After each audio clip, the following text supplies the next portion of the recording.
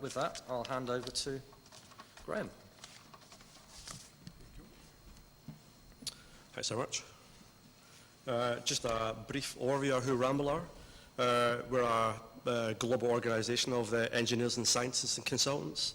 Basically, we started in 1945 and currently have over 10,000 staff in 21 countries and over 200 offices around the world.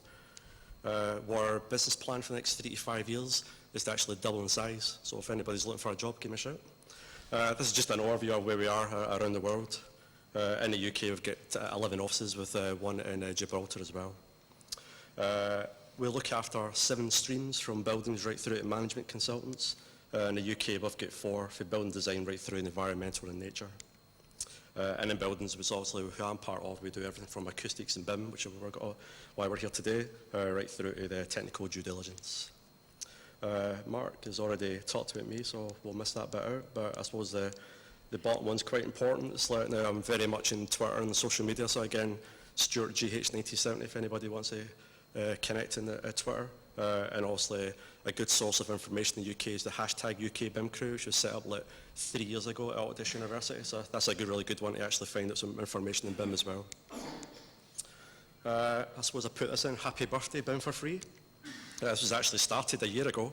I helped set it up at Ramboll, and it was great that BIM Academy and other people have actually started to now embrace this and use this for free events. Because again, I think last year we felt like a lot of events in the UK were costing now hundreds of pounds that not everybody can actually get to, and if we're trying to actually share knowledge and experience and actually get real BIM into the marketplace, then free events like this are key for the industry to move forward. So a bit about what I'm going to talk about today. BIM to the Sky is just an overview of our recent tour project that we're working on, and Project X, which is actually an NDA project, so why is everybody on Twitter and I'm getting filmed and I shouldn't be talking about it, but I'll give you a general overview. I won't be talking about where it actually is, but it's more about workflows and what we're doing for this client's BIM level 2 aspirations. Before we get started, the people who, hands up, everybody who said they're actually doing BIM just now? Yeah. Keep your hands up if you think you're working at level 2. Yeah. Is there anybody going to admit they're working at level 3? Well, thank God for that. Okay, right, let's get started. This is a project we're working on in Jakarta, hotel development, 300 million. Again, BIM is not actually part of the contract or the deliverables, but again, because this is just, again, BIM's the way we work now, so it's all 3D modeling and collaboration, so we just do it this way. There wasn't a BIM execution plan. We actually developed our own modelling strategy for projects now that don't actually have any BIM deliverables or any BIM documentation. We'll actually produce our own and actually send it out to the design team so that everybody's actually working the same way. So again, the whole point of all these various standards and systems and policies and protocols is to make sure everybody is working the same way. So if you aren't working on a project that actually has these, how does everybody actually do that unless somebody actually develops it? So that this is, we try and do that as an ethos for our projects. We're doing structurals, MEP and civils. MEP was for concept only, which I'll show you a bit about. And just when you actually look through this project, there only was actually 3 models in this whole project. It gives you hopefully a demonstration of how good we are, or how good our BIM is. Just looking at the non-deliverables, our model and execution plan. Obviously, we came up with various things. We're obviously using Revit. How do all the various models, how all they interlink to each other. Again, one of the key things I always find is when people start Revit projects or ArchiCAD projects or whatever kind of project is, how do you transfer your knowledge to other people who are going to come onto the project after you?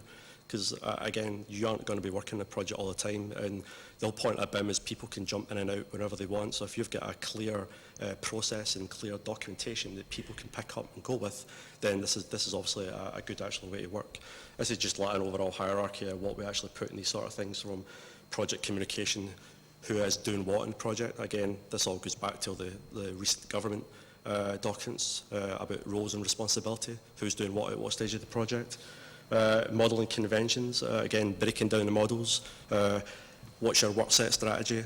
How many models do you actually have in a project? Where do they go? Where do they fit? Model coordination, again, make sure you've got your shared coordinates set up. All these various things are quite important. And then we started to drill down to the commonality, which is the project folder structure, or the common data environment, which obviously BS 1192 really hones in on. Hands up, who's heard of BS 1192? Right, okay, good. Hands up who's heard of PAS Eliminate 2? Right, okay. And then obviously looking at BIM reviews and project handover. Again, the whole point of this is just to actually show, now it's like, make sure when you start a project that you do actually have the end in sight, who's going to work in the project, and actually break it down to manageable chunks that everybody knows exactly what it is they're doing. So this is just one of the towers that I'll talk about. Again, one of the key things are any 3D visualization software is actually show the client exactly what it is he's getting. This is just like a good demonstration of the showing the ventilation and access strategy for lift shafts and various things, and for building services. Also from this we can actually colour them. Now what's getting used for fire access, what's like emergency access, and various other things. We're actually trying to graphically show information here so that people can actually understand it a bit more. That's just an overview of one of the floor plates as well. The overall model while it's finished. From MEP, I spoke about in the introduction, is like now we're basically only doing MEP concept stage. So at Ramboll, we tend to do this as massing and zoning, which is almost like stage C or like stage 2, looking at the plan of works. But by doing this, at least everybody in the design team can actually see how big a size a theoretical zone building services actually need. Because obviously one of the key things that's missing from a lot of projects is missing building services. Normally by the time you get to site, the engineer and the architect are fully coordinated, or should be. Building services come on last, not through any fault of their own, just through different procurement routes. So we always try and show at least massing so that people can actually see graphically and visually where everything is. And you can see here obviously as well, we're putting some services in here to show like proof of concept for various floors and such. This is a general overview of one of the other towers, just to show you some funky steelwork that we're going on as well. In the tower I've highlighted, there was also like a varying degree. The tower wasn't the same all the way up. It was half the building actually varied from top to bottom. So we're looking at different parametric techniques, how we could actually get that to work. And it's just a breakdown of the whole development together. The whole development was like a 50-storey resi, 35-storey office block, and then it was like a hotel refurb at the bottom as well. The parametric list of the tower I was talking about, again, I'm just highlighting this because there's quite a lot of times we try and use BIM to now be really smart and do absolutely everything for us, but sometimes you got to take a step back and go, how much effort is that going to take, and what is the longevity actually doing this information? This is probably a key example of that. There's like 2 wings here, which vary all about the building. So we probably spent a week about generating these clever families that we could just type in the floor number and it would actually work out all the geometry for you. But when you actually look at the big picture, I mean, again, some funky if statements are how all the various families can actually all work together. But when you actually look at it, it probably took about 2 weeks to develop all this. The building changed twice, and now we're actually having to go back and remodel the entire structure due to the value engineering exercises. So when you actually look at the bigger picture, is it really worth spending this amount of effort? It might get your guys up to speed really quick in their modelling capability, but for the actual project cost, it wasn't actually really worth it in this case. So that's just a general overview of a project. I'm not going to talk about the initial title of the project, which is now solar levels, just talking about levels. And this project we're looking at in the Middle East, which is basically looking at the client's aspirations of a level 2 BIM project. Now currently, Mervyn Richards, who actually wrote BS Eliminate 2 and obviously the PAS as well, this is the complete list of documentation you need for a level 2 project, 2 of which aren't even available yet. PAS Eliminate 2 Part 3 has only come out for public consultation, and the digital plan of works is actually still to be written, although there is various drafts kicking about. So anybody who says they're actually working on a level 2 project, unless you actually use every single one of these documents, you're not actually really doing it. So again, that's just food for thought, and this may be something we can come back to. That was a good discussion to be had.